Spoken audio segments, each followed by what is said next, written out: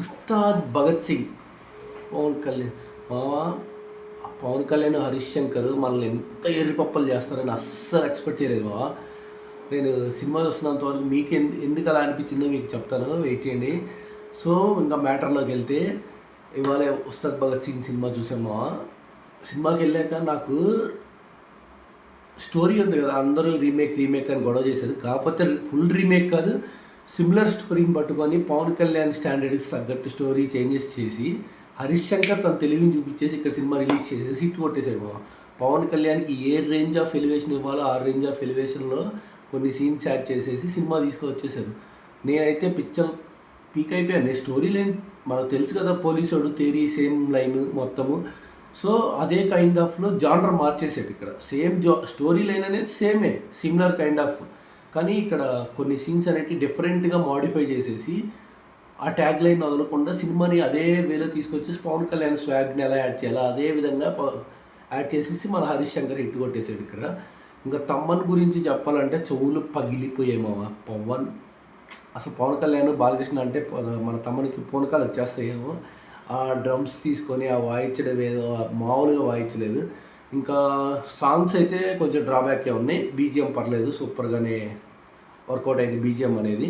So cinema starting నుంచి ending వరకు హరీష్ శంకర్ ఆ స్టోరీ కనపడకుండా చేద్దామని చాలా వరకు ట్రై చేశాడు. మనకు సినిమా చూస్తున్నంతసేపు మైండ్లో పవన్ కళ్యాణ్ వరకే ఉంటాడు అక్కడ. సో ఆ రేంజ్ ఆఫ్ జరగడం వల్ల మనకు సినిమా కొంచెం బాగుందా చూసేసి వచ్చామనే రేంజ్లో అనిపించింది.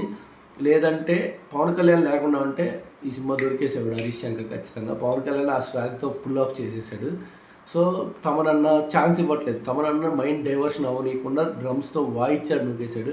ఇంకా క్లైమాక్స్ వచ్చేతలకి సింపుల్ వేలో కట్ ఆఫ్ చేసేసారు. ఇంకా నేను స్టోరీ డీటెయిల్గా చెప్పకూడదు, కానీ కొంచెం నాకైతే ఎండింగ్ అయిపోయాక నాకు ఆ స్టోరీ కొంచెం స్ట్రైక్ అయింది. ఓకే, హరీష్ శంకర్ ఆ స్టోరీనే మోడిఫికేషన్ చేసేసి రీమేక్ లాగా అనిపించకుండా చేశాడు అనే ఒక థాట్ అయితే నాకు మైండ్లోకి వచ్చింది.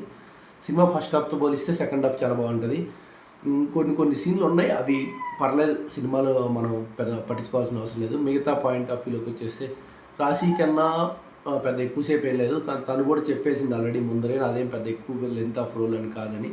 కొన్ని సీన్స్ ఉన్నాయి, రావు రమేష్ కానీ మన మెయిన్ విలన్కి అంత ఇంపాక్ట్ చూపించినట్టుగా రోల్ ఏమి ప్లే చేసినట్టు నాకైతే అనిపించలేదు. ఈజ్ బెస్ట్ యాక్టర్ నాకు తెలిసి ఆ విలన్ అతను పేరు నాకు కరెక్ట్ గుర్తులేదు.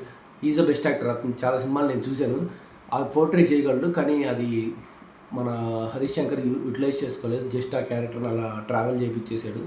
సో మిగతా అందరివి ఓకేగా ఉంటాయి.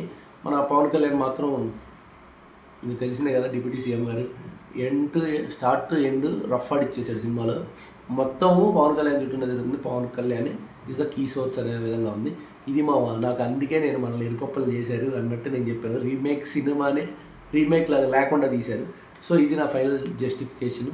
సినిమా ఓకే, చూడొచ్చు. పవన్ కళ్యాణ్ ఫ్యాన్స్కి మాత్రం ఇది ఒక మీల్స్ లాంటి మూవీయే, పర్లేదు.